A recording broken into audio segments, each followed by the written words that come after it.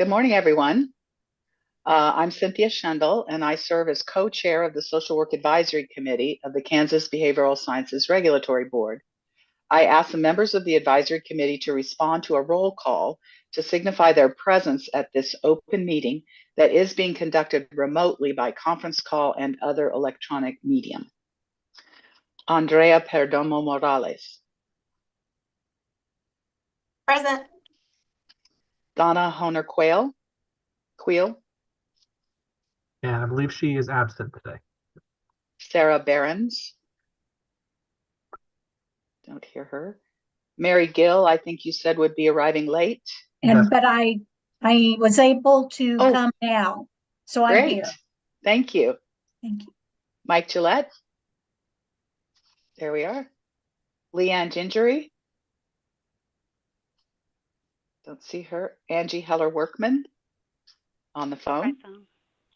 Jane Holzrichter. I think I see Jane on the call. I see you present.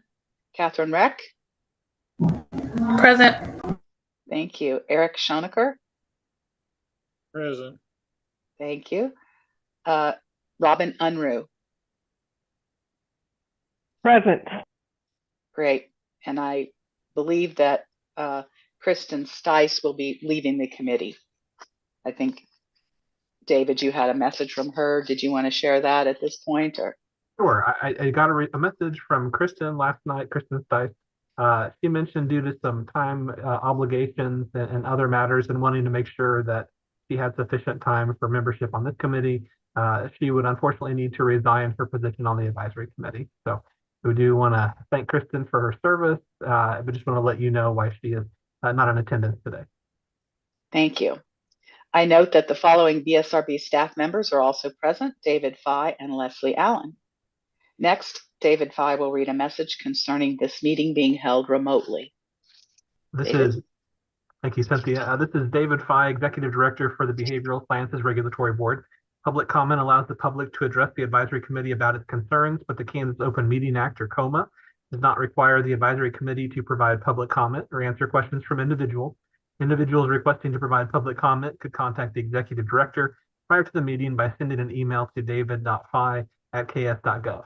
There will be no public comment at this meeting as no individuals requested to provide public comment. Because we are conducting this public meeting remotely by conference call and other teleconference ability, I state for the record the following information. Public access to this meeting is conducted by medium of interactive communication that allows members of the public without cost to attend the meeting through the use of the conference call and the board's YouTube channel. While the meeting is conducted remotely, the requirements of KOMA are not suspended. Therefore, we will be conducting this meeting pursuant to the KOMA. On November 7th, 2023, we sent notice of the advisory committee meeting to all individuals who had requested notice of advisory committee meeting. The notice was also posted on the board's website at ksbsrb.ks.gov. You may obtain a copy of the notice at that website. An agenda and other meeting material have been posted on the board's website and are available for review. You may also request a copy of the agenda specifically by sending an email to david.fye@ks.gov with the subject line "request for the agenda," and it will be sent to you. The notice contains information for the conference call and the YouTube channel that allows members of the public to attend the meeting free of charge. The notice also states that if we have any technical issues during the meeting, you may call the board office at 785-296-3240 or send an email to bsrb@ks.gov. A recording of the meeting will be available on the BSRB YouTube channel following the conclusion of the meeting by using the link to the meeting on the agenda. And the conference call line is active. I checked it before the meeting, and no individuals are on the conference call line currently. Okay, thank you, David. I believe our first order of business is to approve the agenda. Hopefully you all got that attached to the notice for the meeting.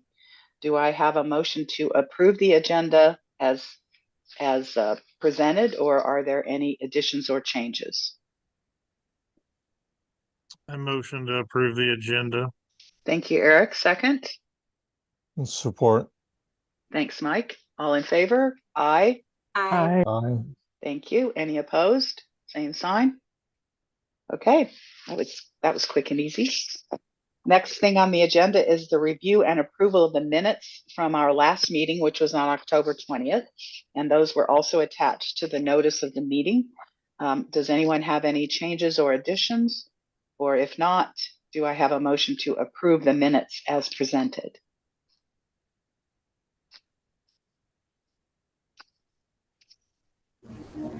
Mike, thank you.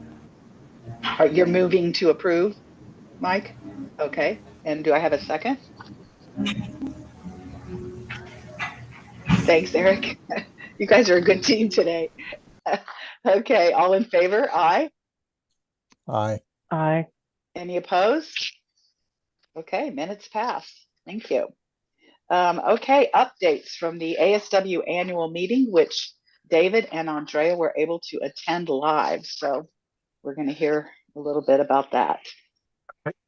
Well, I'll go ahead and start with some comments. Social work is licensed in different states as well as Canadian provinces, and the National Association for Social Work Boards, or ASWB, is the body that we're stated a member, and we are able to meet together at least once a year. There's also a mid-year opportunity for a meeting as well. And this year, Andrea Perdomo Morales and I were able to attend the annual meeting of ASWB that took place on November 2nd, 3rd, and 4th. It was a really good opportunity for us to connect with individuals from ASWB to ask some questions about some of the topics that we've been discussing, and also to receive some information. So I'll go ahead and provide some comments and takeaways that I experienced from that meeting. And Andrea, yeah, feel free to add any additional comments as well, for sure. One thing that I took away from the experience with the annual meeting is there was some additional information about the exam release. Last year, ASWB released data on exam pass rates broken out by demographic information, and that has received a lot of discussion. Since that time, ASWB has made some changes and taken certain action. And one of the items that came away from that meeting is some of the items that they have talked about before, and some new updates. And just to kind of let you know, last meeting, I think I mentioned I was going to try to see if representatives from ASWB could attend this meeting to kind of talk to some of those topics. They were unavailable to attend the meeting today, but they will be able to attend a meeting in the spring, probably in February, and provide some additional information. But at the conference, they talked about a few of the different items. One is they are planning to release the exam pass rate information with some demographic information again this year. But they are going through a process by which they are creating a more robust report to add context to that report. And so it will not be released this fall, but they anticipate it'll be released in the middle of next year, probably around June of 2024. And just by the way, Leanne Gingery entered the meeting, so she is present now as well. David, can I ask a quick question? Sure. The new data that they're collecting for pass rates since they released the big report, is that supposed to reflect what impacts these changes that they've made? Are they collecting the data differently than they did before, or just giving more information about the data and where they got it, et cetera? Because the big report was pretty detailed in terms of by school and by state and by level of licensure. So what are they adding? So they mentioned that this second publication, they're going to disaggregate the data. They said they're working with some independent research to contextualize the findings and looking at other factors which may impact test taking performance. So I think maybe they're going to be going into some of those topic areas too. So. Okay, thank you. But some of the exam initiatives they did share with us is they've had something called community conversations, where they have had some forums to collect feedback from individuals with some qualitative research on test taking experiences with licensing and examination. And they're planning to publish findings either late this year or sometime next year in terms of those community conversations. For other individuals who have taken the examination and have not been successful, They have partnered with a group for a pilot program. And we've talked maybe a little bit about that group. It's called Fifth Theory Test Mastery. And basically that's a group that it will be a tool for individuals if they take the licensing examination and they do not pass. It will be a free service for them to assist them when they retake the examination. And so I don't know a lot about that program, except that that is one of the things that they've piloted as a way to help individuals the next time that they take the examination. They are also working on a social work census to be coming out in 2024. They're also working on a practice analysis as they redesign the examination for the future. So they're going to be collecting information on current practices in the social work profession. And then, yeah, as I mentioned, that social work census will be coming out next year, sometime in 2024. I was able to attend an administrator forum while I was at the conference. And so for that forum, a lot of individuals from other states who hold a similar position to what I have in Kansas, we were able to share updates and information. And some of the takeaways from those conversations is that some states are moving towards more electronic processes, including electronic applications. States are doing additional background checks, including fingerprints, which is something that is required by the compact as one of the conditions. Where there's a push to look at shortening the time period for licensing, and some states are looking at shortening the number of years for reciprocity, which is something that the board had put into a bill earlier this year to shorten some of those timeframes for reciprocity here in Kansas. Also, there was support for the social work compact expressed by multiple states. One issue that was discussed that will have to be determined is how much those states will be charging for a multi-state license, understanding that this new process will change the way that licensing is done in different states, replacing existing current just general licensing with a single state license or a multi-state license. So there will be fewer licenses in general for everyone working in different states, but trying to figure out that price point for these new multi-state licenses is something that states are working with as well. Some states are experiencing issues in terms of supervision. It was noted one state said they have some difficulty. Some of their individuals accruing supervision will occasionally lose track of supervisors, and that has led to some difficulties. California weighed in and they indicated they have had some difficulty recently with backlogs in terms of processing license applications. They mentioned that they had recently about a 3 to 4 month backlog for all social work applications. And so they're working to kind of resolve some of those issues. They're also trying to study some of the data for individuals that are failing to renew their licenses, where they are dropping off, why they are dropping off, and et cetera, things like that. And in our discussions, we were asked if a lot of other states had started to look into topics like that. And while everyone saw value to it, that's not something that a lot of states have been able to research currently. So that's something I think maybe we'll be talking about more in the next few years. You know, are the number of people that are dropping out of the license rolls due to retirement, or is it due to professional burnout? Is it other job opportunities or other factors? So that may be something we'll be trying to collect information on from a national level sometime in the future. In one state in Ohio, they have seen an increase in complaints, which has led to delays just based on the volume of complaints they've been receiving against practitioners. And then there was also some discussion about changing the exam company, changing from Pearson VUE for the social work examinations to a new company called PSI. And a lot of that is happening here in the month of December, but beginning in January, the new company PSI will be doing the social work examination. And then there was some summary of recent legal issues. There was some information on the association continuing to work with states on diversity, equity, and inclusion and justice issues. And so there were a number of really, really good topics that were discussed at the meeting, but in the interest of time, I'll go ahead and defer to Andrea and see if she has any other comments or takeaways from the conference she'd like to share with the advisory committee. Yeah, thank you so much, David, for that overview. There's not much more to add, just that wanting this committee to know that it seems like ASWB is really wanting to look at a comprehensive approach of helping the future licensees get support. So I'd encourage you guys to go to their website, and I'm just going to share my screen briefly.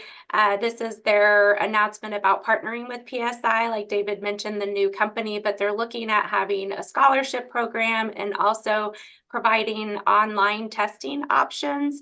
So they're really trying to look at this from a holistic perspective and supporting individuals that are taking the exam.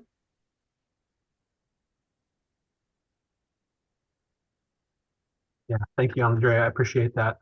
Yeah, I think it's really interesting, and we are going to try to provide the ASWB an opportunity to really speak to licensees here in Kansas and share some of the information. They have had a few different webinars, and some of those are posted on the ASWB website as they've kind of talked a little bit about some of the steps they've taken. But we want people to really have a good understanding of what is taking place here and some of these conversations. And being there at the national meeting was a good opportunity for that, but we want to make sure to bring as much of that back to you as possible so that you can make informed decisions when you're having discussions on topics here in Kansas. Thank you, David and Andrea. Sounds like it was a very productive meeting. Okay, next is David's Executive Director's report. Okay, thank you, Cynthia. And for my report, I'll go ahead and start with operations. The one item I wanted to talk about at the beginning, we mentioned briefly, Kristen Stice, who's been a member of the advisory committee.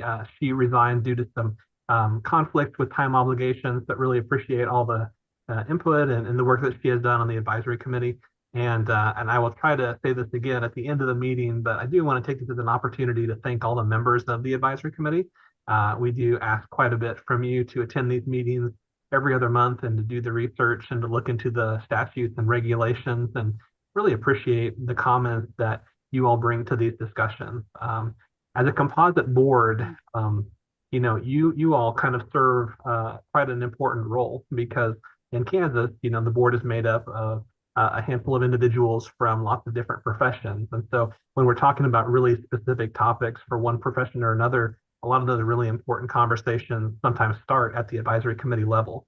And so I appreciate you all being generous with your time and really adding to these discussions and working hard to update our statutes and regulations and forward good recommendations to the board. So try to say thank you to all of you as much as I can, but definitely want to take this as an opportunity before the holidays. Thank you again for your service this year. Next topic, let's talk a little bit more about operations. First, an update on licensing. So we continue to see a growth in the number of BSRB licenses, up to about 15,365 as of the beginning of November 2023. It's noted that at some point over the next few years, this number is expected to decrease, and that is mostly due to the new pathways for practice under the multi-state compact.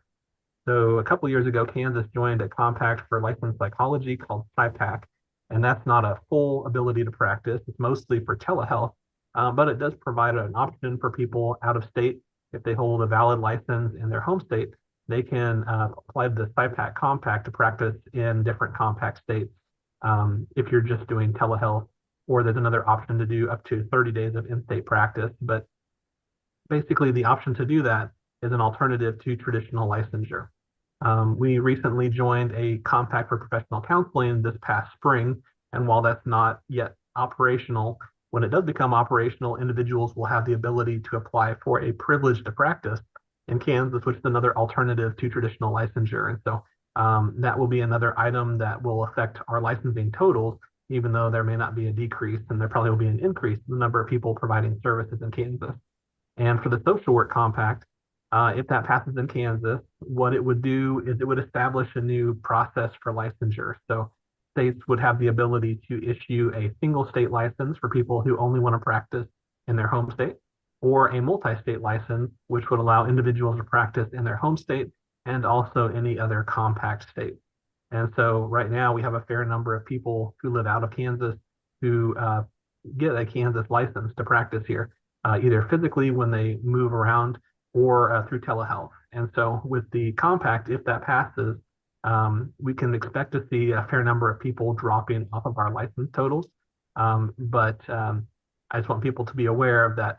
coming into the future. So it may give the impression that we have fewer people providing services here if you're just looking at total numbers, but I don't think that that's really the case. I think it just has to do with the way that those individuals are going to be quantified. And so I'll be talking about this frequently so that it's not a surprise when it comes up. And based on renewals and the license period being 2 years, it's not going to happen all at once. But I think sometime over the next few years, we will start to see either a decrease or potentially a lowering of the slope of increase based on that factor. But I do think we'll need to work to quantify workforce in some really good ways. And part of that will be, I'll be pushing for these compacts to really ask the individuals what states they're providing services into so that we have an idea of who's providing services into what. That'll be helpful, I think, in some ways to know who's all providing services in Kansas as well. In terms of another item for operations, we are in the process of trying to move towards more digital processes here in Kansas. We're currently in the process of moving a lot of our paper records for archiving to the Historical Society. In the past years, we've had some of those here on site, but we have worked to change our document retention schedule so that we can move about 8 years of paper records to the Historical Society for archiving. This is going to free up additional space to allow our staff members adequate space to do their work. And so we're working on that. We're also have a meeting hopefully in the next week, talk to the Historical Society about starting the process to change some of our current records into electronic records. We do store a fair amount of records, even for current licensees, in paper format. And if we can make some good progress towards storing those in an electronic process, that would give us additional space, and it would allow us to move more towards allowing staff members to work remotely. And if there should happen to be another pandemic, or if we should experience, heavy snow one of these years, I think that'd be good for the long-term future of the agency. So it may even improve the time frame in terms of reviewing information. So trying to move towards some of those good practices. Another item in terms of operations I want to make you all aware of. So back in October, there were a couple of meetings that we spoke about at our last advisory committee meeting. And I just wanted to let you know some feedback I received from those meetings. We had an informational forum for educators on October 17th, and we provided some updates on changes in the law back in the 2021 session, 22 session, and 23 session, and also provided some updates on the BSRB. And opened that meeting up to allow some comments and feedback from individuals from different colleges and universities that have programs over the professions that we regulate. And so since that point, I have received a lot of positive feedback from individuals from those schools.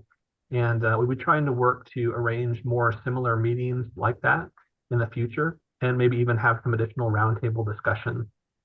But it was a good opportunity for us to go ahead and reconnect with those individuals from schools. And then the following day on October 18th, we had a meeting for employers. And since that point, we've received a lot of positive feedback as well. I know our advisory committee was after those two meetings, but we were still kind of receiving some feedback since that time. So I just wanted to connect with you as well and just let you know that I received even more positive feedback since those meetings. Shifting now to some updates from past board meetings. The board met on October 23rd, 2023. This was the board's annual all-day offsite planning meeting. This is the meeting where the board comes together in person and has some lengthier discussions on some important topics, and sometimes works on changes for regulations or potentially legislative agenda type items. And so at that meeting on October 23rd, that was in Wichita, Kansas, and we had a few members from the public show up to observe the meeting as well, which was nice to see individuals from the public at the meeting. Some of the items the board discussed and took action on, one had to do with some fee regulations, as you might recall seeing on our website or hearing us discuss. With the passage of Senate Bill 131 earlier this spring, there were some new license types that were introduced, and that bill set the cap at how much the board could charge for those new license types. However, the specific amount that would be set for the licenses would need to be established in regulation. So to avoid any delay, we asked the board to go ahead and adopt some temporary regulations back around July, and the board voted and did that. And then we were able to meet with a legislative committee that authorized us to begin to use temporary regulations for those fees. Now, the temporary regulations don't last forever. They only last for a few months. But thankfully the regulations were effective. And then we were able to go about the process of holding the open meetings for the permanent regulations, and so we could get those fees set permanently. So at the meeting on October 23rd, the board voted and confirmed those fee regulations, and then we were able to submit those to the Secretary of State's office for publication.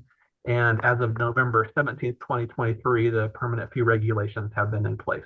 So I think some individuals may have seen no change between the different timeframes based on using the temporary regulations, but happy to go ahead and put that into place. We have some other regulations that are working their way through the process.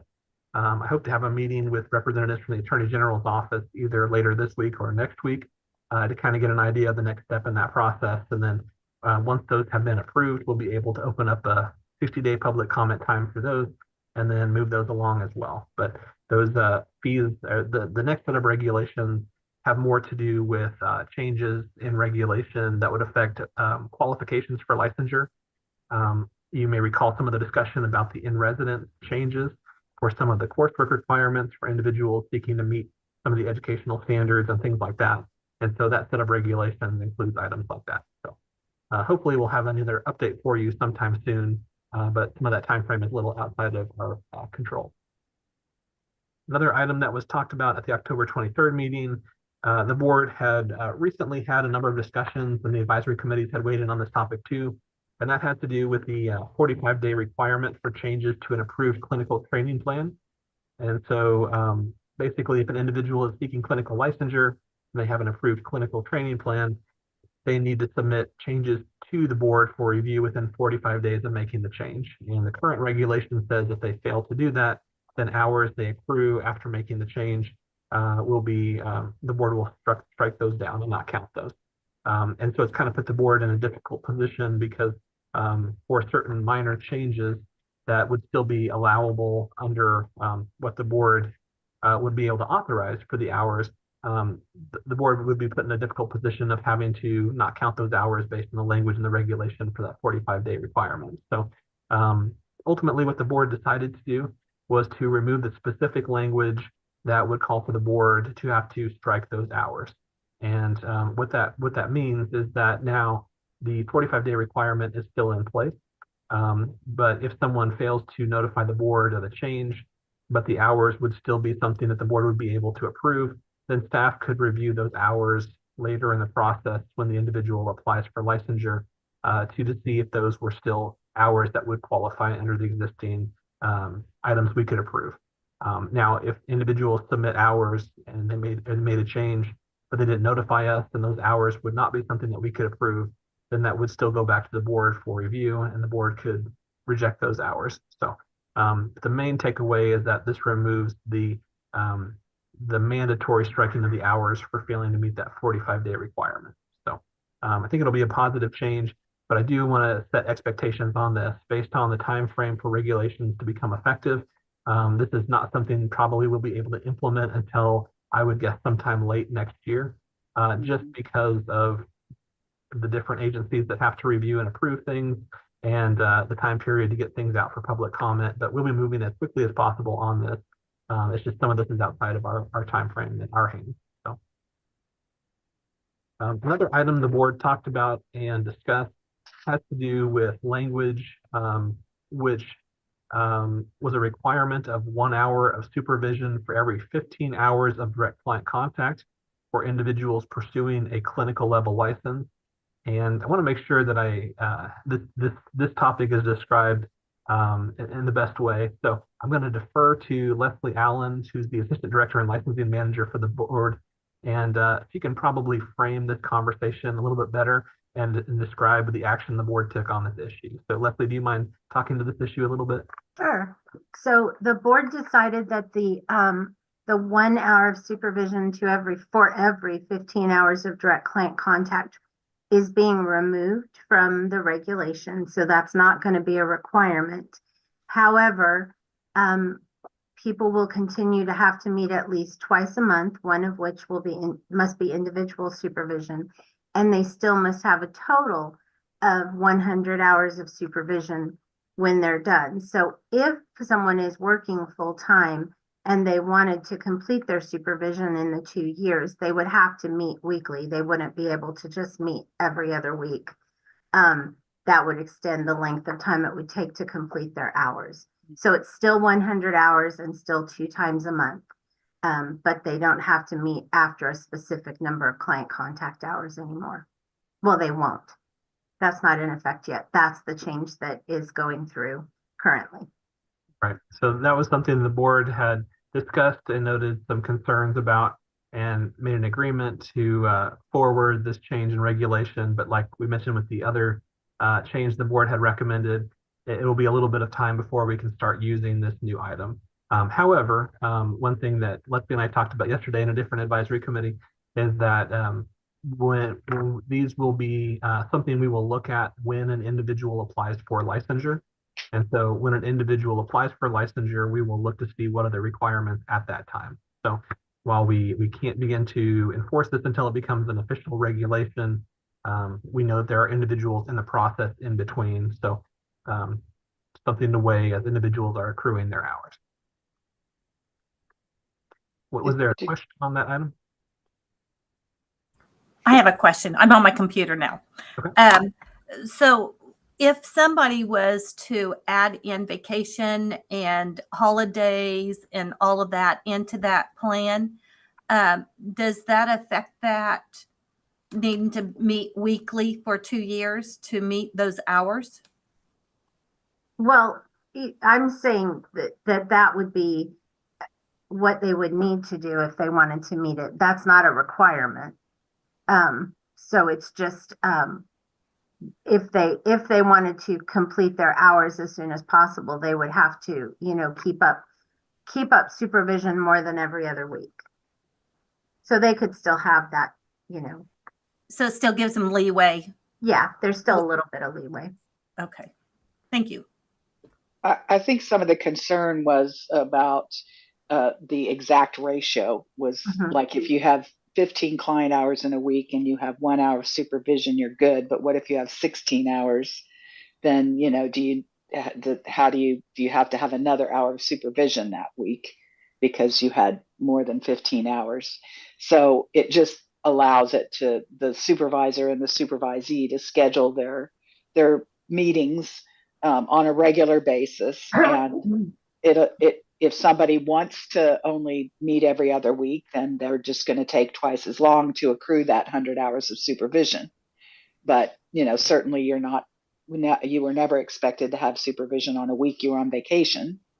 Most of the people I supervised, it took a little more than 2 years because of those times when we couldn't meet for whatever reason.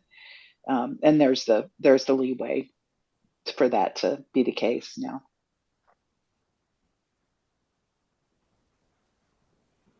Well, the next topic the board discussed at that meeting was a possible change to the minimum length of supervised practice time required to obtain a clinical license.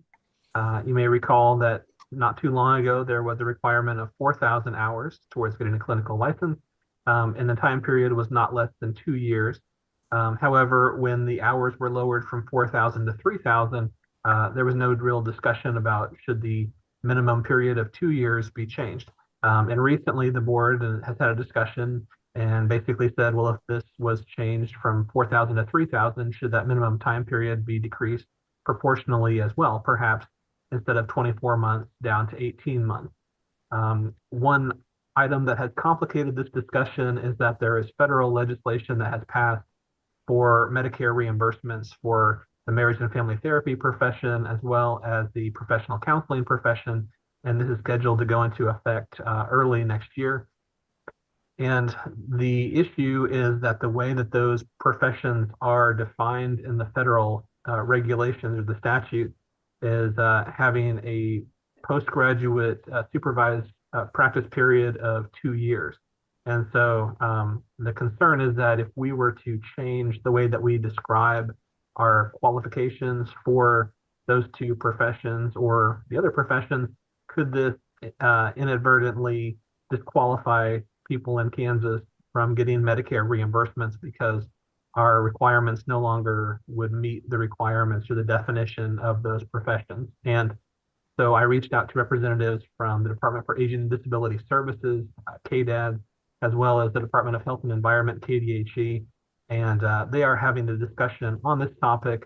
They have not finished their discussion, but they have informed me that potentially this could pose an issue, and so they encourage the board to hold off on making the recommendation to change this. And so currently we're just going to take a wait and see approach.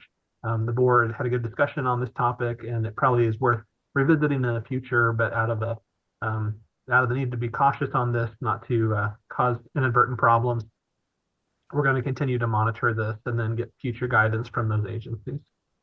And doesn't the interstate compact that's going to be proposed also require 2 years? So for social work, if I recall correctly, I believe the language says either 3,000 hours or 2 years of supervised practice. And so I think the or would allow us to be okay either way. But that is something that I did have a discussion with them on, just to make sure that we didn't actually become ineligible for the compact as well. Another item that was discussed at the October 23rd meeting was supervision by other professions for the marriage and family therapy profession and professional counseling professions. Currently, the language and regulations for those two professions allows other individuals who have a master's level or above level license with the BSRB to be able to potentially provide supervision under extenuating circumstances as approved by the board, as well as if those individuals are board approved supervisors for those professions. And that has posed some difficulties in terms of evaluating some of those requests, but also not all professions allow practitioners from other professions to provide supervision. And so it's kind of led to a bigger discussion and a question of would the board be in favor of limiting that and allowing the supervision to be provided by members only of those professions, or to keep it as it currently exists and allow individuals to potentially qualify to be supervisors who are not members of those professions. And so the board did not reach a decision at that meeting, but the advisory committees were going to continue to discuss that topic for the board to revisit in the future. Another item that was discussed was the reconsideration process. So when you apply for licensure in Kansas, the board reviews your information, and if we are able to license individuals without complications, we do so. But there are certain individuals who have to go before the board based on past felony convictions, or if there's any individuals that may be a possible denial, the board reviews those as well. And if there is a decision that would be a denial of licensure or a approval of licensure with certain conditions, there is a legal order, and those individuals have the ability to request a hearing. And another part of that process too is that they have the ability to request reconsideration for the matter as well by the board. And so the board talked with legal counsel at the meeting and discussed the reconsideration process, both for licensed applicants as well as disciplinary individuals, and set up a process by which an individual from the board who is sort of presiding officer would be the one to consider the reconsideration request, and also for the board to have a certain number of individuals consider reconsideration requests for disciplinary matters as well. So we're working on moving those processes forward. And then the board discussed a new item that has to do with military members and military spouses having another option for being able to practice in Kansas if they have orders calling for them to be relocated to Kansas. This is due to a federal change in law that allows basically a new method of license recognition if they have a valid license in another state that has a similar scope of practice. And so this is something relatively new. We're working on the best way to handle this. And so we're going to be having some information on the BSRB website to address any individuals who would choose to pursue this as an alternative to traditional licensure. But this is a fairly limited group. These would be just military members, military spouses. They would have to be relocated to Kansas because of the orders. And they would have to choose not to pursue traditional licensure. They would want to practice under this recognition model as an alternative. So, also, the board had a discussion about possibly reaching an agreement with a company called CE Broker for to assist with different audits when individuals are audited for continuing education hours. The board asked if this company could provide a presentation to the board and provide more information on the services that they're able to provide. And so the next board meeting was on November 13th, 2023. And at that meeting, CE Broker attended the meeting and provided a little bit of a presentation to the board The board members had some questions and asked me to go ahead and have further discussions with the entity to see if an agreement could be kind of drawn up in terms of something the board might find favorable. And in the meanwhile, the company was asked to go and look on some other items the board had asked about in terms of what information would be shared and whether membership would be mandatory and things like that. But under this model, not all individuals that are licensees by the BSRB would have to set up an account for CE Broker. It would be an optional service. There would not be a charge to the state. There would not be a charge to licensees, but the company basically makes money through optional services that they provide. But under this model, CE Broker would provide a platform where individuals could upload their continuing education documentation so that if they are audited, that process would go very quickly and they wouldn't have to physically mail things back and forth from the BSRB. So I think it has potential, but there's a number of issues that we would still need to work through. And I have had some further conversations with CE Broker since that time. I've also worked to try to start to connect them to the Office of Information Technology Services to make sure that any platform they use would be vetted by our IT professionals to make sure that information is secure as well. So I think the board may have further discussions on that possibility at the January board meeting. I think the other thing to note about this is, besides keeping your records for you, they have a large database of continuing education courses that you can take. And I think that's also how they must make money, is some of those providers that they feature probably pay a fee to be included on in their database. But it can be a one-stop shop for people if they want to get their CEs and have them recorded for when you renew your license. Yeah, and we've been having discussions with this company for a few years now. Initially, they had not reached an agreement with other state agencies in Kansas, but over the last few years, they've reached an agreement with the Board of Nursing and the Board of Healing Arts, and that's already been started to be rolled out for both of those agencies. And so, board will be taking a further look at it in January and possibly reaching a decision if we can find an agreement that works out. All right. Another item from that November 13th board meeting. So the social work profession, your last meeting, you had made a recommendation to the board, asking the board if they would support the social work compact if it was introduced in legislation during the spring. And so that recommendation was delivered to the board. The board elected to use the time between the November board meeting and the January board meeting to research that compact more fully. And then at the January board meeting, the board may reach a decision if they would like to support that compact if it's introduced in legislation. So that was forwarded. And then there was also a recommendation forwarded to the board from the Licensed Psychology Advisory Committee. They encouraged the board to begin to recognize certificates of professional qualification for licensed psychologists. These are called CPQs.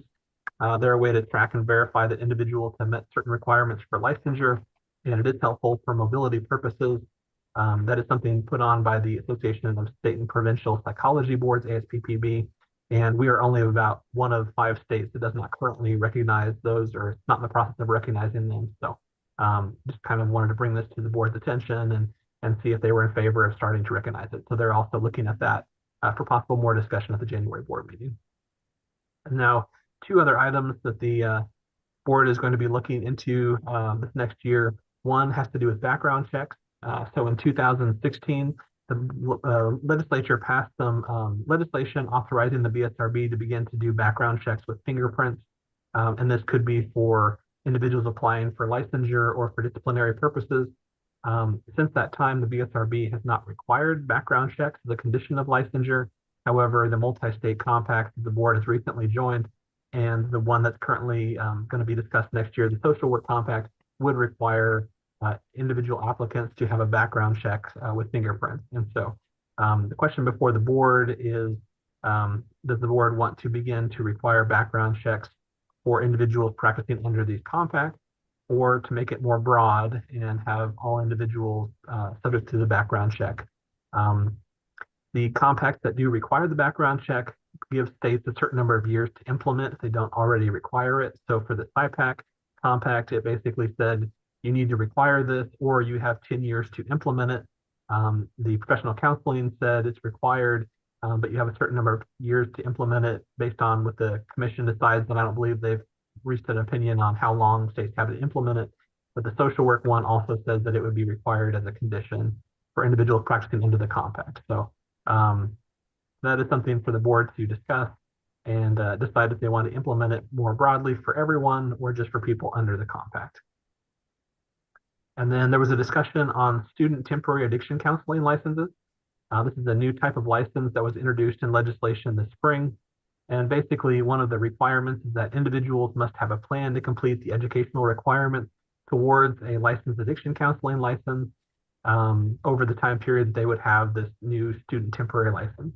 And under normal licensure, if someone obtains a licensed bachelor's social work license, they can use that license as a substitute for the education needed to test for an addiction counseling license. And so one of the questions that has come up is,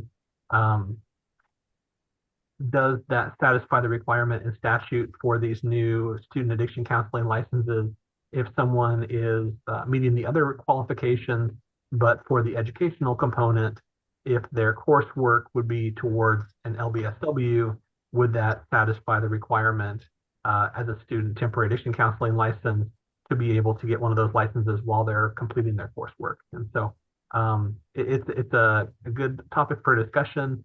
The board had a little bit of the discussion at that meeting, but due to time constraints, the board is going to continue that conversation at the January board meeting just to provide some clarity for future applicants. And then the discussion, the next board meeting is set kind of an unusual day. The next board meeting is going to be on Friday, January 12th. And that has to do with a conflict with the annual meeting for the American Association of State Counseling Boards, AASCB. That's going to be there's going to be a meeting that Monday in Scottsdale, Arizona, or Tucson, Arizona, and I'll be attending that with Board Chair Mary Jones and also Laura Shaughnessy. So the next board meeting will be on Friday, January 12th. And the last item I'll just say is that the legislative session will be starting up here next month.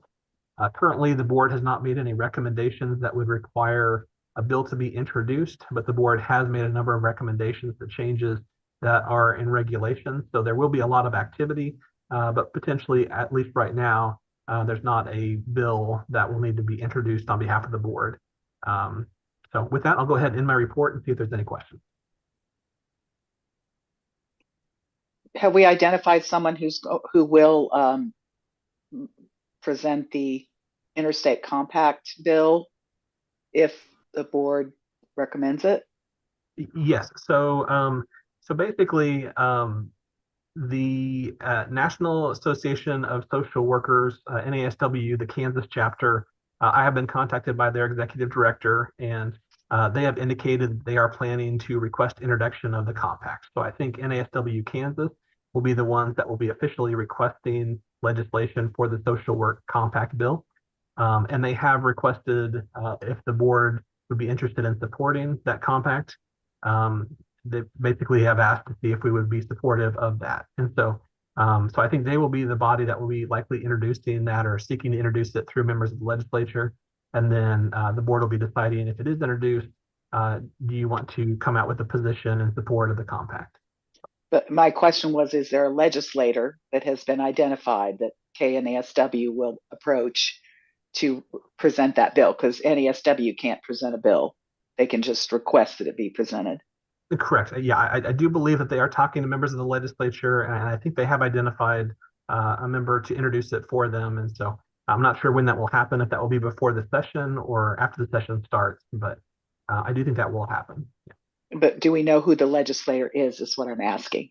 I'm hesitant to say it just because I don't want to put anybody on the hook if they haven't made that decision. But I see. Okay. But I do believe that they believe they have support for that. Okay. Well, whenever it is appropriate, then to let us know that. I would like to know that so that we know who we might personally communicate with to support that. Definitely. That's presentation of the compact. That sounds great. Okay. And I forgot to mention one other item in your packet of material. There is one additional document that I included for you. And that was also something that was provided to me by the executive director for NASW Kansas. It is an article that is called Alternative Pathways to Social Work Licensure, a Critical Review and Social Equity Policy Analysis. And I know we've had a few discussions about the licensure for social work and some of the discussions about what's occurring in other states, or at least some of the conversations. And so this was provided to me by members of NASW Kansas, and they asked if it could be distributed to the social work board members and also the members of the advisory committee. So I just wanted to make sure that you got a copy of this. I am still working my way through this article as well, but I do think it's good to be informed and to know what conversations are taking place. And so this is something maybe to add to that conversation and continue to review information like this as it could aid in future discussions. I agree that it's important for us to know what other ideas are out there. I think you all are aware that NASW has recommended eliminating the licensure exam, as has KU. And this was in response to the ASWB report last year. And so I'm concerned about that because it's further deprofessionalization, and there isn't a clear alternative way to assess people's competence. We can argue, and I think the article, I just started it myself, but I think the article does talk about, what do we really know that the exam measures competency accurately, or in any identifiable way. And that's a good discussion for us to have. But I'm concerned about a movement towards eliminating the exam without having a good alternative in place. The change that was made last year, where they opened up the type of experience that can count for clinical licensure, I think is very problematic in this same category of deprofessionalizing and making the credential less valuable and less clear as a measurement of someone's competence to practice. So that's just my 2 cents on the whole issue of considering whether the licensure exam should be eliminated or changed, or how we should assess social workers for competence in the state of Kansas. And I want to weigh in on that because I do feel that we need to have some type of an exam at the bachelor's level, at the master's level. But I do support the fact that at the clinical level, that 2 years with those additional hours of supervision is sufficient. Then taking a test to measure a national standard. I think the 2 years, it's just like teachers having to do student teaching ahead of the, graduate. I think it's valid, those 2 years of clinical supervision, and they're practicing, they're getting a lot of information during that time frame.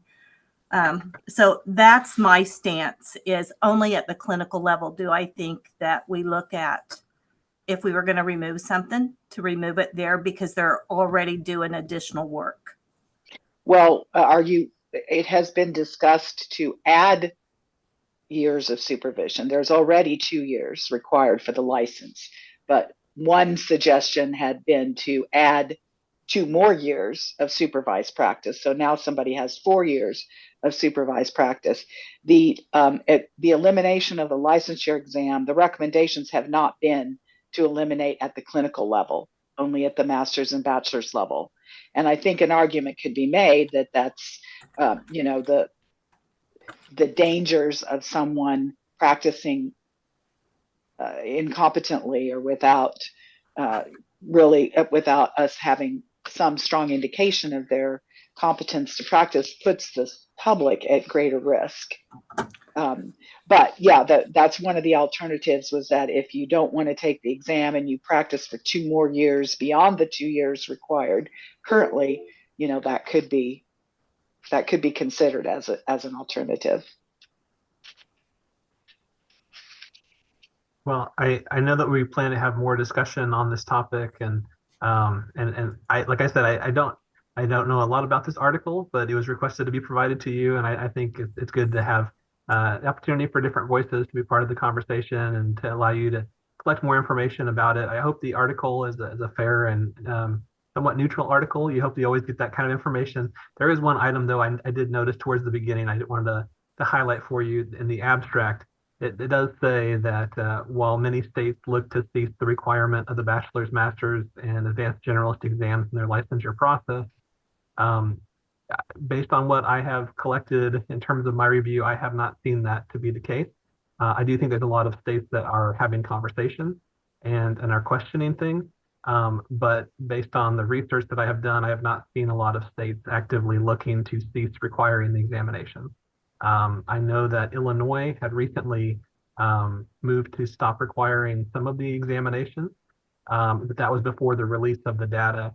And since that point, I believe the only I'm aware of that has ceased requiring the examination has been Utah. I know there are some more bills that have been introduced, and there are some that are probably going to be introduced or discussed this year. So I'll do my best to keep you informed of recent changes if that does change, but I don't want you to kind of go into this discussion with the wrong impression based on what's truly happening in states. I think good discussion is important, and I definitely want to make sure that the advisory committee has all the information they need. But I don't like it when people sometimes might come out with statements that aren't backed up with what is actually happening in different states. So I wanted to call that to your attention. But I'll be working through this article, and if you have questions about it, feel free to reach out, and maybe we can have a conversation about it. I just have one question. Is the advanced generalist like a clinical in Kansas? It's a different type of license. In Kansas, there's language in the statutes that allow for specialization, and so that's why it's a LSCSW. And Leslie might be able to talk a little bit more about this, but there's also a type of license that's more of a generalist license that we don't currently offer here in Kansas. And Leslie, can you talk a little bit more about the generalist license? Yeah, I was going to say I believe it's more for an independent generalist license, not necessarily clinical. We could have a specialist general social work license if we wanted to. We could have a specialist, medical social worker or whatever, all the different categories, but that would require, a new statute. But the current statute allows for any kind of specialty that might be put through the legislature. And other states apparently have that categorization, yeah. And I believe that there is a different test as well for the generalist license. It's not as common of a test as you see in terms of the number of individuals taking that based on the availability of that license in other states, but it does exist. Thank you.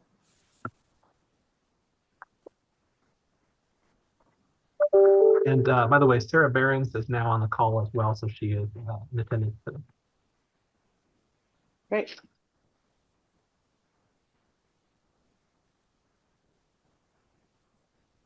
Is that the end of your report? Yes, that completes. Okay. Great, thanks very much, David. Old business, moving on. A review of possible survey questions. So we talked in October, and I think at a previous meeting as well, about putting out a survey of licensed social workers in Kansas, and we tossed around some different possibilities. David's done quite a bit of work putting together some questions that we want to review and bounce off of all of you and get your feedback about these questions and also if there's any additional ones that you might want to have included. So can you put those up, or are you just going to tell us about them? Sure, I'll share my screen here. I've basically been working on about 15 questions, and I'll kind of walk through these with you on the advisory committee, and we can kind of have some further discussion. I definitely, we want to make sure that if we release a survey, City resident. sorry, I'm picking up some background noise from someone, but Yeah, we want to make sure that if we release a survey, we give people enough time to go ahead and answer it. And I know that that's kind of challenging over the holidays. And so probably hope to release the survey sometime in January. Also, there's a conflict that was kind of brought up in working through this, is that if individuals currently have their email address as their student address, they may have limited availability to check it.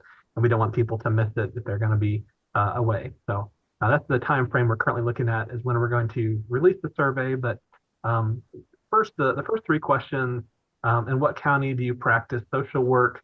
Do you practice in a predominantly urban area, rural area, or frontier area? And what is the highest level of social work license you have attained in Kansas?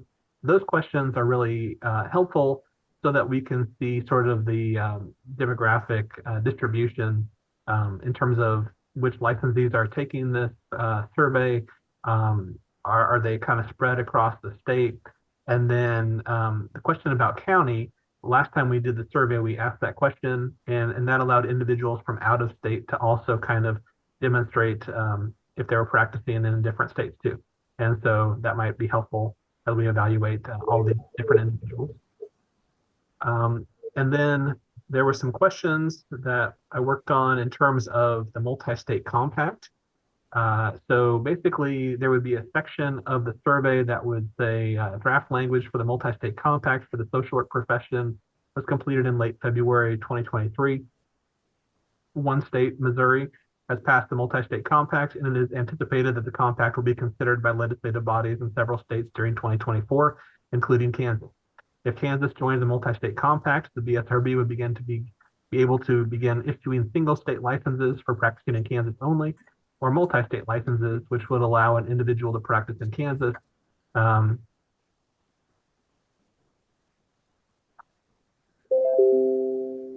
All other states that join the multi-state compact. And then the next question, basically we wanted to find out if individuals understood what was required to get the multi-state compact license. At each level of license, would there be interest in those individuals obtaining a multi-state license? And so these would be separated out for LBSWs only. And I went to the Social Work Compact website, swcompact.org, and it lists basically the highlights, and it says the primary eligibility requirements for an individual to hold an LBSW multi-state license includes: 1, attaining an accredited Bachelor of Social Work degree or higher, passing a qualifying national examination; 3, holding or being eligible for an active unencumbered license in the home state, payment of the applicable fees, and passage of a background check conducted by the home state. Currently, the price of an original LBSW in Kansas is $100, and the price of a license renewal is $50. If totals remain consistent for a single state license, and the prices for a multi-state license totaled $200 for an original license or $100 for renewal, would you be interested in moving from a single state license to a multi-state license? So basically, I just asked if those amounts were doubled, what would the amounts be? Now, based on the number of individuals that might want to move to this, I think what might be logical would be in the bill to set the cap at double the amount. And then based on the number of individuals who provide feedback, that amount could be set lower, just to make sure, if you're practicing in more than one state, it would make sense that your multi-state license would be at a higher price point. And this would also be one of the reasons why that would need to be higher too, is making up for the loss of revenue from individuals living outside of Kansas that are no longer practicing in Kansas or are no longer getting the license in Kansas. So there's a question that basically goes through that for the LBSW type license. There's a question for the master's level social workers that similarly walks through the requirements on the website in terms of practicing under the compact, which would be attaining an accredited master's of social work degree or higher, passing a national qualifying exam, holding or being eligible for an active unencumbered license in the home state, payment of any applicable fees, and passage of a background check conducted by the home state. And then it lists the amounts for original license and renewal, and basically says that those amounts were doubled for the multi-state. Would you be interested in moving to that level of license? And then similarly for LSCSWs, just like the website says, attaining an accredited master's or social work degree or higher, passing a national qualifying exam, completion of 3,000 hours or 2 years of postgraduate supervised clinical practice, holding or being eligible for an active unencumbered license in the home state, payment of the applicable fees, and passage of a national background check conducted by the home state. And then similarly, it asks, if those amounts were doubled for a multi-state license, would you be interested in moving from a single state license to a multi-state license? So those would be separated out, and then individuals from the different categories of licensure would be able to provide feedback in terms of their interest in moving to a multi-state license. The next question would be for all levels of licensure, and it basically says, you believe that Kansas should discontinue requiring passage of a national examination as a requirement for LBSW license. And then there's a note, a change to this requirement would require a change to law. Also, the Social Work Multi-State Compact requires passage of a national examination for this level of license. And so I thought it would be helpful to go ahead and ask the 3 different levels of licensure what their thoughts were on discontinuing it for the bachelor's level social work. And then the next question would be for master's level social workers and clinical. Do you believe that Kansas should discontinue requiring passage of a national examination as a requirement for LMSW licensure? And then also noting a change to this requirement would require a change to law. And the Social Work Multi-State Compact requires passage of a national examination for this level of licensure. And then for the last, for the LFBSWs, do you believe that Kansas should discontinue requiring passage of a national examination as a licensure requirement for an LFBSW license, noting that the change would require a change to law, and that the Social Work Multi-State Compact requires passage of a national examination at this level of license. And then question 10 would be for all levels of licensure, should social workers be required to take 3 hours of continuing education related to the areas of diversity, equity, and inclusion every 2-year license renewal period, if those hours could be part of the 40 hours required during each license renewal period? The next question would be for all levels of license, if you provided clinical level supervision to practitioners over the past 2 years, have you provided any supervision by televideo rather than in person? Followed up with, if you provided clinical level supervision by televideo over the last 2 years, do you believe this has resulted in a positive change, negative change, or other? Has the ability to provide supervision remotely helped individuals better access supervision? And then allow a text box there so they can add any comments. So hopefully, if there have been issues with remote supervision, we get good feedback from the supervisors concerning any issues, or potentially, positive information if they have seen that opening things up and allowing remote supervision more fully, if that has led to more individuals having better access to supervision. And then there's a couple of questions for individuals who received clinical level supervision over the last 2 years. Have you received any supervision by televideo rather than in person? And then if you received clinical level supervision by televideo over the last 2 years, do you believe the quality of the supervision provided remotely has been positive, negative, or other? Has the ability to receive supervision remotely helped with accessing supervisors? And then a text box there to add responses. And then the last question has to do with our recent discussion on continuing education. This would be for all levels of licensure. Kansas currently requires 4 hours, 40 hours of continuing education every 2-year license period for each level of permanent social work license. Do you believe lowering the required number of hours from 40 hours to 30 hours would negatively affect professionalism and safe practice? And this has to do with our discussion about what is currently required in Kansas versus what is required in other states. We mentioned that the most common number of hours required in states is 30, but 40 is the second most commonly required. But if you did an average of what's required in different states, the average would probably be around 33 hours. So we are above the average in terms of what states are requiring for the total number of continuing education hours for the social work profession. So spent a fair amount of time trying to figure out what types of questions would hit the categories the advisory committee had discussed previously, and then which levels of licensure would be appropriate to answer which questions. And so this is currently the draft, but I wanted to kind of show you this draft and walk through those questions, and then see if you had any additional comments or any questions concerning the draft survey.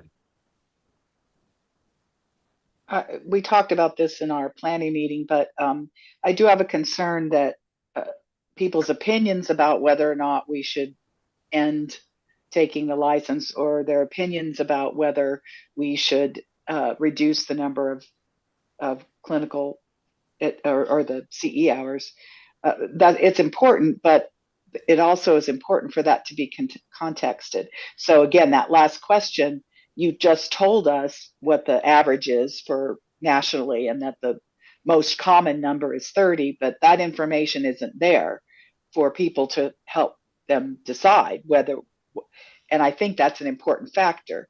Also, the information about what other states are doing or have done regarding the taking the exam. If I was going to answer a survey like this, and I would want that information to help me decide what I thought. I don't know what the rest of you think, if there should be any additional context provided, because what we think about it is one thing, but there's also the issue of, would eliminating the exam reduce the safety of the public? I mean, that's really what the whole licensure situation is there for. Does it create any additional risk if we don't have an exam or an alternative? What does anybody else think about whether we need any additional context for those questions, or should we just see what people say and then contextualize it later? I think by including that information, you may have a priming effect and people may change their personal thoughts on what they would do based on kind of a group think idea. So I don't necessarily think adding that information or what other states are doing would make that much of a difference to me. I don't know that adding that information would change the way I would respond to the survey. So you wouldn't be concerned if we were going to be an outlier in terms of what other states do regarding licensure? I mean, initially, social work, we were an outlier in that we had the highest number of CEs required in the whole country at one time, which was 60. And we were an outlier at that end of it. But you don't think you'd be concerned if we became an outlier at the other end of having fewer requirements or being very different than most of the rest of the country? Not in particular, because if I'm somebody who's not on this committee and I receive this survey from the BSRB, I'm making the assumption that the BSRB has sort of vetted this number and that this is a number that they didn't come to lightly. And I sort of expect that when I get stuff from the BSRB. So I'm assuming that number, if I'm getting this from David or whoever at the BSRB, I'm assuming that number is something that's pretty consistent with national standards, particularly if we're talking a reduction. Okay. I agree. This is Lee.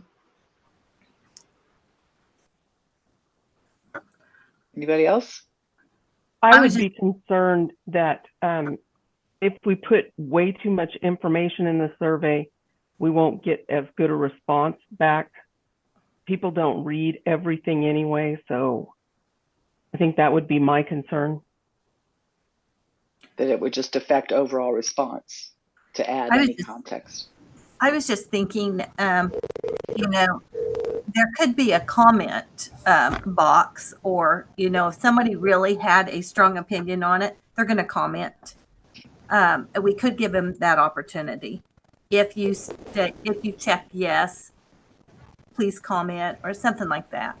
But give them that open opportunity to explain their answer. Mm-hmm. That's a good thought. And it's their choice there's many times I pass right through those comments and just, go on to the next one. But there's times that I read people making comments. So just gives them that opportunity, their voice to be heard. I like that. Me too. I do as well. Oh, go ahead. I was just agreeing. I like the idea. Thank you. One thing I was wondering, David, if you could bring back up the survey, if we could look at those questions 6 through 9, I believe. Just wanted to ask the committee if you all thought that this was clear, because these questions kind of, if your vote that you want to do away with the exam at these levels, then basically you wouldn't apply or be eligible for the compact state license. And so we were trying to make that clear by putting that in the note. But do you all get that sense when you're reading that? Because we just don't want you to answer, yes, I want to do away with it, but then you're still interested in the compact, and then you won't be eligible. If that makes any sense. It could be spelled out to mean what you're saying right there. This means you would not be eligible if you chose to go the multi-state license. And you could put that in just parentheses or something, or I think that's a good point, Andreas. Yeah, I in terms of, let's see. So yeah, on these are the questions. I think it's 7, 8, and 9 that have to do with the examination. There is a note that says the change to this would require change to law. Also, the social work multi-state compact requires passage of a national examination for this level of license. So if I'm hearing this correctly, it sounds like maybe there should be like some additional language there that basically says, so if you did not pass it, you would be ineligible for the compact. Saying that, I was just looking at the Journal of Evidence research that you sent us on alternative pathways, and you made the comment that not all 11 states have followed through on this, but like I'm going to just use Florida, for example. If they eliminated that national exam, then that waives them. So somebody from Kansas could go to Florida on a multi-state compact and not pass the national exam on the licensure at the clinical level. No, Florida, might get reciprocity with Florida, but to sign on to the multi-state compact, you have to meet the requirements of the multi-state compact, and any state licensing law that does not include those requirements, that state would, as it stands now, as far as we understand, would not be able to sign on to the multi-state. Okay. We've had a question about if somebody is from a state that doesn't require the exam, could a social worker independently take the exam? As it stands now, the licensing board has to recommend you for the license. You have to apply for licensure and be approved to take the exam. But we have a question about would there be an independent path for somebody from a state like Florida that doesn't require the exam to take it on their own so that they could qualify for the multi-state. But as far as we know now, that's not in what they presented to us about the multi-state compact. Okay, I misread it then. Well, and I think this is kind of a complicated topic, because as I understand it, and I've asked a few questions to try to clarify this further. So my understanding is that on an individual level, to practice under the compact, it still is required that you pass a national examination. But I believe states that don't require the national examination would still be able to join the compact. It's just that their licensees wouldn't be able to practice under it at that level. So I think there are different requirements for states to join the compact versus licensees to practice under the compact. And I think that was one of those areas that was different, because I think they wanted to try to let as many states as possible be eligible to come into the compact. But you may have an issue where the state could join, but their licensees wouldn't be able to practice under it. So. Wow.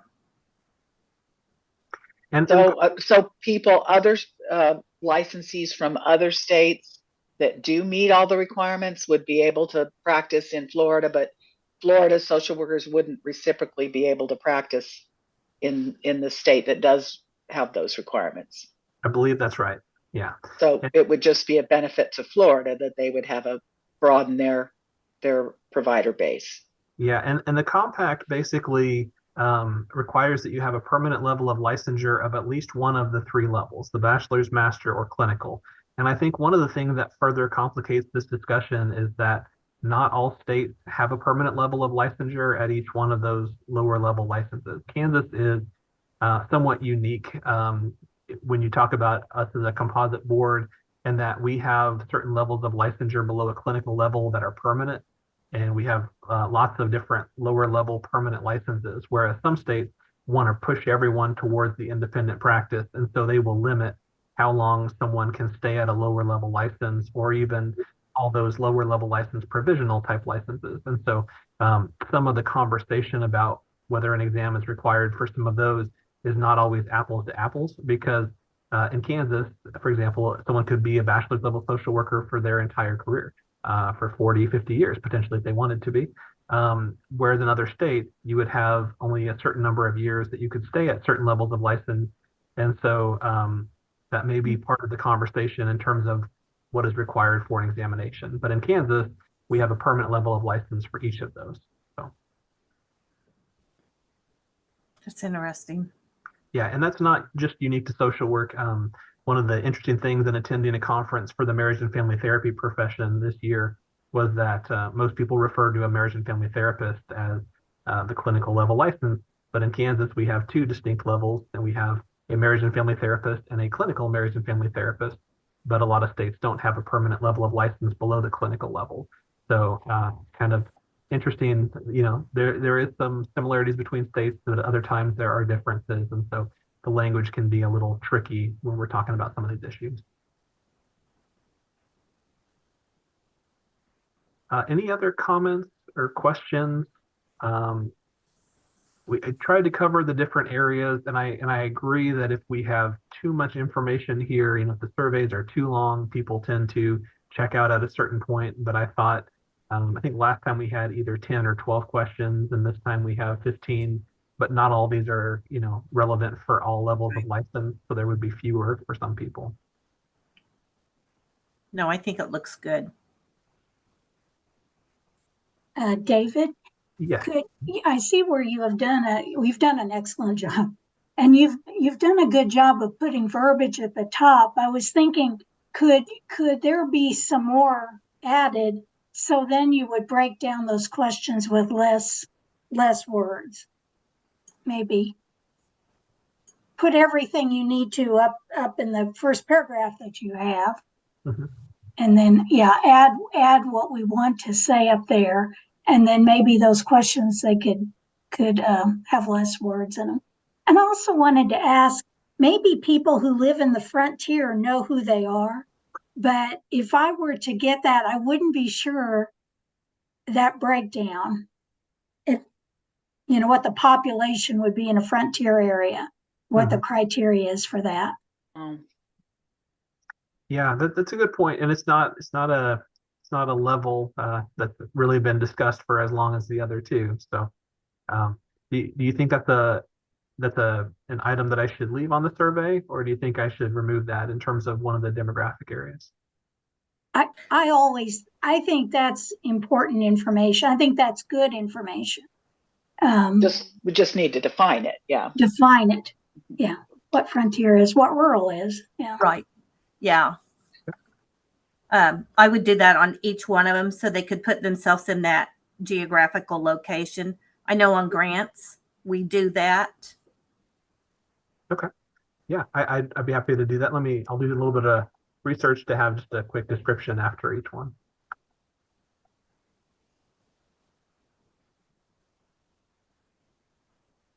I worry if they say unsure. Well, but it could be because they don't know what qualifies as frontier, what qualifies as exactly. There's probably government definitions of that. Yeah, and yeah, there is. we ask them, predominantly, but I suppose there could be people that practice in several different areas, and so they may be unsure how to answer that question too. And so, Well, frontier is a new word in the last, 10 years, maybe, even less than that. It used to be considered rural, and now there is even a new word for rural. There's a word in between, and I'm trying to think what it is that we see, and it is government based. You're right. Explanation, but because Hutchison's one of those that is not rural, not frontier. They're in that semi-urban kind of. It's weird, but there is a new definition out there now. I've seen signs for urban boundary. I don't know if that's in that mix. That's not it, but if you said it, I would say that's it.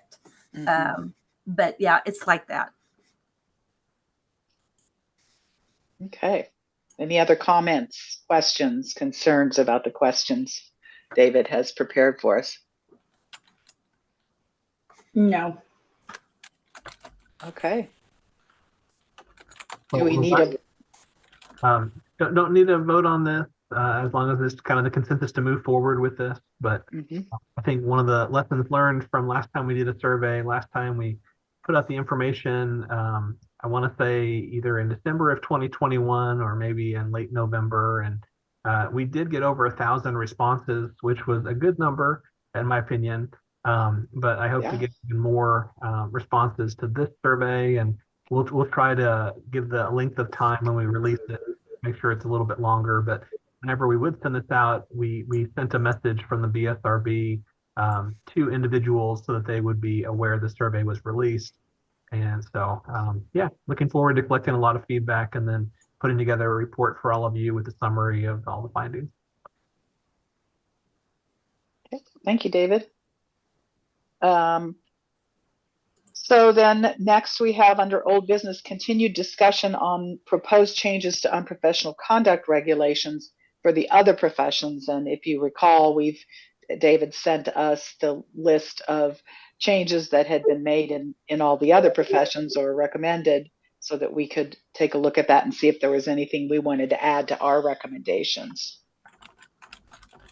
Yeah, and as part of this conversation, so in your packet of material, you do have that combined packet. It's about 42 pages long. At the last meeting, we also discussed that your advisory committee had a discussion earlier this year on practitioners' responsibility for clients who are in crisis after hours. And so what I attempted to do at the last meeting, I said I would go back and try to bring some draft language for that, and maybe that could be something that could be included as a new item for unprofessional conduct. So in your packet of material, I also included this language. The underlined language would be new, but I thought potentially it could fit under your item N, which currently says it would be unprofessional conduct to fail to provide each client with a description of what the client can expect in the way of services, consultation, reports, fees, billing, therapeutic regimen, or schedule, or failing to reasonably comply with these descriptions. And what I added here was basically just some additional language that would say it would be unprofessional conduct, failing to provide each client with a description of what the client can expect in the way of services, including but not limited to having a clearly defined policy with a plan for appropriate after-hours crisis resources, including different options for care based on severity of condition, age of client, and other relevant factors. And so it wouldn't say that that's the only service, but it does highlight the discussions that you had in reviewing my notes. Looks like some of that conversation was trying to tackle the specific language, but recognized that different practitioners were going to have different resources based on the different types of clients. There was also a little bit of concern about individuals who were providing services to minor clients and how that would be equivalent in terms of their services. And so, I drafted this language to try to summarize the different topics that were part of that discussion, but happy to edit this differently, or if you don't think that it would fit here, we could also include this as a new item, but I thought potentially it could fit here. So I think it fits well, but I think the way the way it's written here is the sentence is way too long. So going back to the original sentence and making a second sentence, this includes but is not limited to, I think might read a little bit better, because getting to the end of what you added and then consultation reports, it's a little, you kind of have to go back and forth in your thinking to get all of that. So I would leave the original sentence, what you can expect in the way of services, consultation reports, etc. This includes but is not limited to, and then what you wrote. Okay. Okay. Sorry, I was switching between a PDF version and a Word version, so I could make some edits here.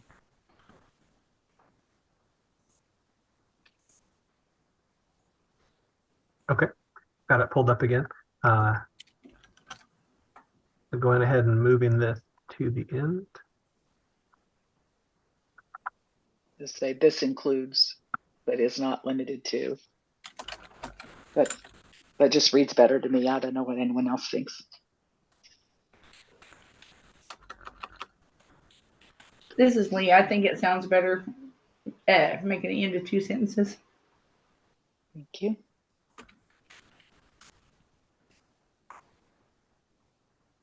Okay, so it would say the unprofessional conduct, basically the way the regulation says is all the following would be unprofessional conduct: failing to provide each client with a description of what the client can expect in the way of services. Here's a comment here. Consultation, reports, fees, billing, therapeutic regimen or schedule, or failing to reasonably comply with these descriptions. This includes but is not limited to. But is not limited to having a clearly defined policy with a plan for appropriate after-hours crisis resources, including different options for care based on severity of condition, age of client, and other relevant factors. I just need to add an on in between based and severity. Oh yeah, based on. Thank you. I think that reflects our lengthy discussions about this issue pretty accurately. And one of the things here, you know, while it's helpful to sometimes to have a lot of description, it is also helpful for the members of the complaint review committee to be able to weigh different factors when evaluating this. And so I think this would allow some flexibility for them to be able to weigh if there was a complaint on this item.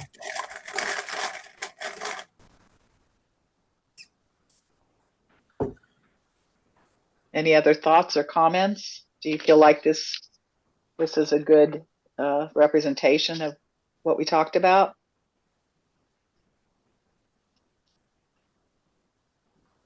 Mm-hmm. I do. Okay. All right. Well, if no further discussion on this point, thank you, David, for bringing that to us. And then we're moving on to items that we're going to be looking at in the new year.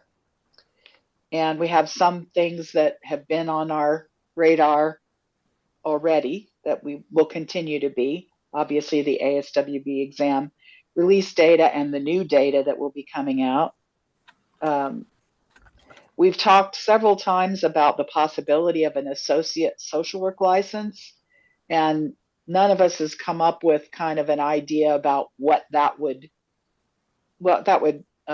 qualify someone to do.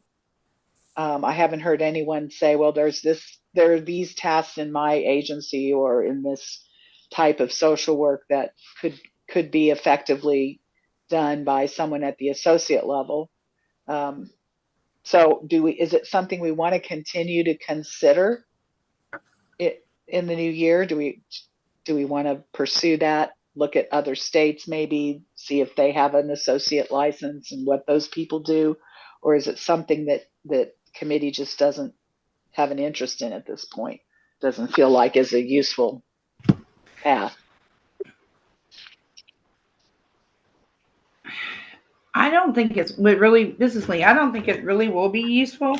It may be useful to research what the other states are what jobs are available if they were licensed, it may not even be beneficial to them. Yeah. I think another idea that was thrown out was if we do more roundtables, to put that question out for feedback from the universities or possibly employers, whatever we decide. Well, and we just talked about the survey, but is that a question that would be worthy of putting on the survey? About whether that level of licensure should exist, or about if we were to have associate social work license, what do you think would be? I mean, this would be more of an open-ended, not a check a box question. What duties do you think would be appropriate for that level of licensure? Of course, the next question, if I was answering that survey, would be, well, what's required for the associate level license? And I actually, go ahead. Go ahead. I was going to say, I had an associate license 100 years ago, and I had a bachelor's degree. It just wasn't in social work. It was in criminal justice. So, I could have done probably a lot of jobs that might have required a BSW at that point. But, the licensure law wasn't very well developed back then. Well, and that's the same thing I had. I had an associate in police science because they didn't have criminal justice at HCC. And, but that moved me forward. And they also hired me 32 years ago here off of that degree in the work I was doing. So there might be some merit to it. I think colleges would support something like that, especially even at the community level. I think a lot of times the term associate, people think, well, that's somebody that has an associate degree, a 2-year degree versus a 4-year. That wasn't the case for either you or I. And I mean, I don't remember exactly what the parameters were, when we applied way back then. But the whole reason that we even started talking about this was a way of expanding the workforce, addressing the shortage, and what in that realm of work that is not getting done because of workforce shortage, what of that work could effectively and safely be done by someone with an associate level of licensure. That's what we haven't come up with any answers to so far. I think of the Department of Health and Human Services and how they have really made some changes within their own system. It used to be you had to have a social work license to be a child protective service worker. Then they put in the CPI is, the child protective investigator. And they've just recently, I think, renamed all of that. And I say within the year, maybe. But you had that level of investigator that helped the social worker. Now they had to open, because of the shortage, they opened other professions up to now be in the realm of what used to be CPS, as social workers, because they've had to evolve because of shortages. And so maybe there is some benefit to us researching a little bit more of that, but I don't know. I was just thinking, if we're going to do a survey, and I know we don't want to do a long one, but people will answer what they want to answer. Maybe it's worthy of putting that on and seeing what the public says. Well, what licensed social workers say. Yes. Yeah. That's my public. Yeah. You're right. So what do the rest of you think it would be a good thing to put on the survey? Do you see a role for associate social work level of licensure? If so, what type of responsibilities would be appropriate? I think it's a good idea. We'd see what other people were thinking, what their responses and their thoughts are. Yeah, and maybe, go ahead, Eric. I was just going to say, I don't know that it necessarily belongs on a survey. I know the conversation was like the round table discussions, and I don't think a simple yes, no, or fill in the blank can I don't think you can capture the kind of discussions we're having now in a survey format. I think the round table or a discussion forum or something like that might be more appropriate than trying to figure out a way to cram this into this survey.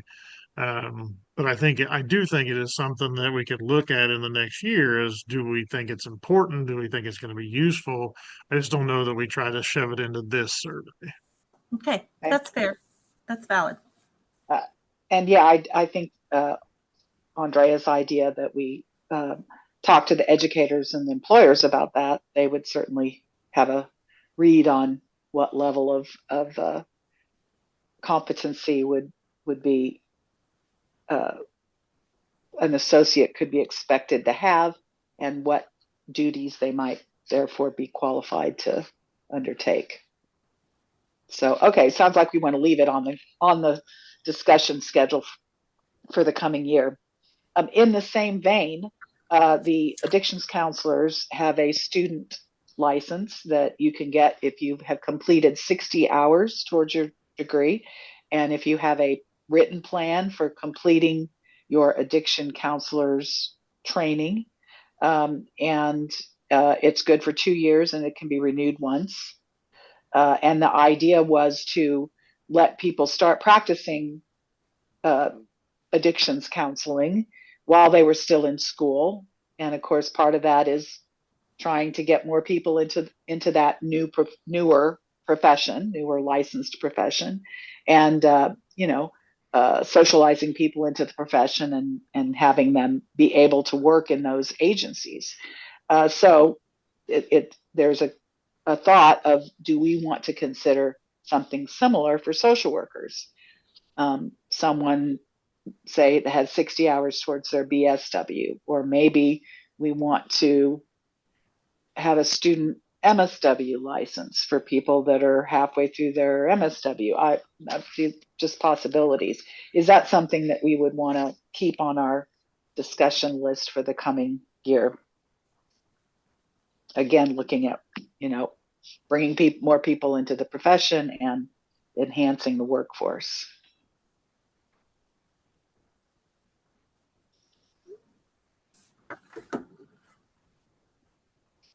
Any thoughts about that?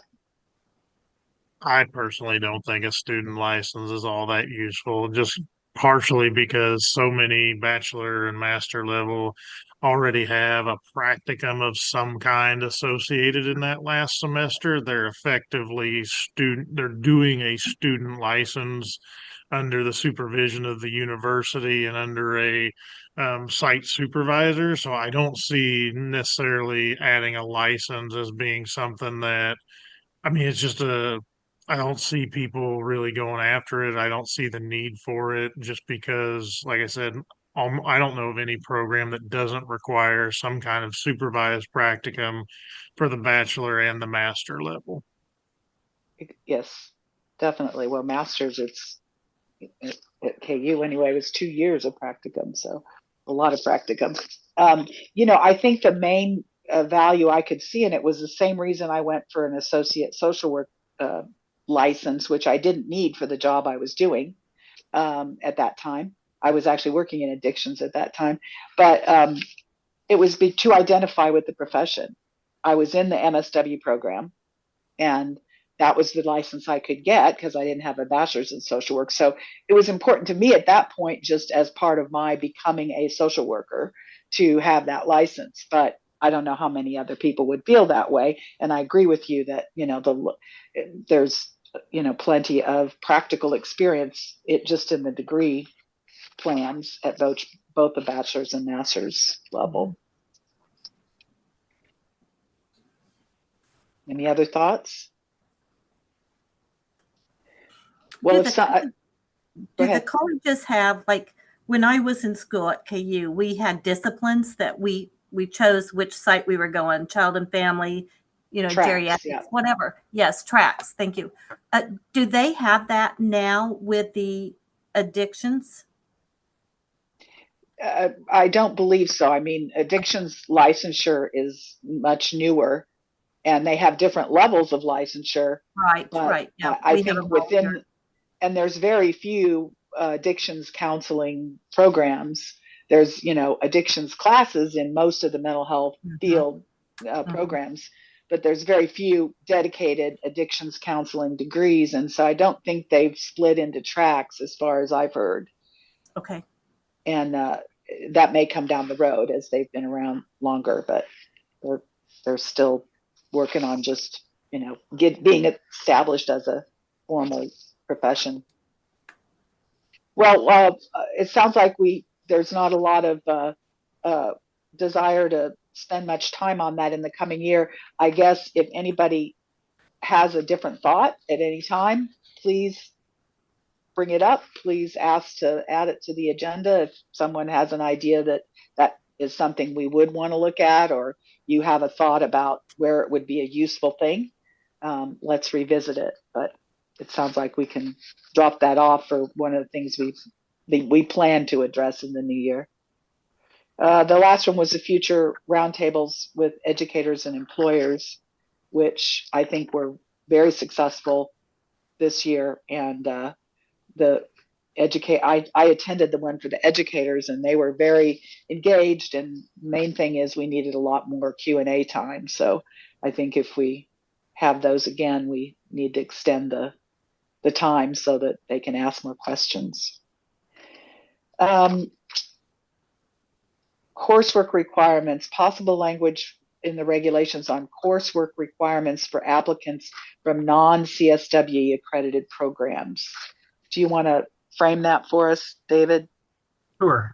So I've mentioned a couple times that Kansas has a licensure system that is very flexible in terms of, for most of the professions we have, we say you either came from a nationally accredited program, or we're going to review you for substantially equivalent in terms of your educational qualifications. And so for some of the other professions, like let's say professional counseling or marriage and family therapy, there's a specific national accredited body. And if someone receives their education from that program, we can advance them through the licensure process fairly quickly. But if not, there's certain requirements in the regulations, both at the program level and also that describe the coursework necessary to meet that substantial equivalent factor. For social work in your regulations, if someone did not come from a CSWE accredited program, then we do have a way to review their program by looking at certain language in the regulations that kind of sets out what their program needs to meet. But in terms of the coursework piece, that piece does not currently exist. And so that is something that the committee could have a discussion on. Potentially, I could try to reach out to representatives from CSWE to see if maybe they might be able to provide some guidance on that. Not to say that we have to be completely in line with what CSWE would require, but a lot of, I think, the previous regulations when they were written for the other professions, it seems like what they include in their regulations at least has some connection to what the national accrediting bodies the board recognizes would accept. And so, so it might be helpful for us to at least lay down a base to evaluate programs that are not CSWE accredited. It does not happen that frequently that we have applicants that are non-CSWE accredited, but it would be nice to have that as something we could evaluate when those applicants do come up. Definitely. That sounds like, anyone have any thoughts about that going forward? I think that's definitely worth, because we have had a number of people that get denied because they don't meet it is a non-accredited program and they don't meet the other requirements that are currently in place. So it would be good to have a clearer path for that. Yeah, and some of the issues specifically to social work, I think, have been somewhat resolved for the people that are just starting new programs. Yes. The language that was in the bill earlier this year allowed us to evaluate candidates that are in candidacy for accreditation if they're pursuing CSW accreditation. But this is something, it would also involve some of those individuals, but this is mainly for programs that are just not accredited by the national accrediting body. So it'd be helpful for us to be able to review that coursework as well. Okay. And then apparently our social work supervision manual, which is available on the BSRB website, needs some updating. So that would be a task for us in the coming year to review and update that. And Yeah. then the last one was a review of the Social Work Practice Act. And again, that's hopefully going to be presented in the legislature. So we will want to stay very apprised of what's going on there and what the specific language is. Well, actually, Cynthia, so those last two documents you referenced, I did include in the packet. The supervision manual is an item the BSRB had worked with the advisory committee to put together a few years back for social work, and it does need some updating. So that's something that we can work on as an advisory committee. The second item, and I apologize, I described it as the model law when I named that document, but what it really is it's an ASWB document. They have put together basically a model practice act for social work, and so I apologize. I was conflating that with the multi-state. right, Yes, this yeah, is different. and the practice act is something that ASWB has put out for guidance purposes, so that states can kind of take a look at what's currently in your statutes. So I don't think some states may go ahead and just grab the exact language and say this is all great. We want to put it all into our statutes, but I think for some other states, it's looked as an example to say, okay, let's look at our existing statutes and let's look at what's in the Social Work Practice Act and see, do we need to more clearly define our scope of practice for the different levels of licensure, or is there some new terminology which may be more updated and current? And so I don't know that, at least I have not brought a copy of this to the advisory committee to look at over the last few years, but as I've been getting more involved with some of these associations at the national level, I wanted to provide this to you all so that we wouldn't have to be tasked with creating all of this from scratch if there are good resources out there that we can kind of work with too. So we'll be comparing that Model Practice Act with what we currently have and looking at if we want to make any changes. I think that'd be a good exercise. There has been some questions. We talked a little bit about what would associate level social workers do. And then there have been some questions at times about the scope of practice for bachelor's level social workers, concerning more specificity in terms of their scope of practice. And so I think there is some language, at least as far as that goes. But there's also some topics that deal with confidentiality, enforcement, and some other topics. So I think it'd be good for the advisory committee to review and maybe have further discussions in the future. Okay. Does anyone have anything else you'd like to add to that list for the coming year? Any other issues or topics that you think we should take up? And this won't be your only chance, but if you have one to add at this point. Nope. Okay. Well, I believe we actually got through our whole agenda today. Thank you very much for everyone hanging in there. And I hope you all have a fabulous Christmas and holiday, restful, peaceful, and not crazy. And does anyone want to make a motion to adjourn? I'll make a motion to adjourn. And do I have a second? This is Lee. I second it. Thank you, Lee. Okay, everybody take care. Have a great holiday. All right. Thanks for all your work Bye-bye. this year. Happy holidays. Bye-bye. Thank you all.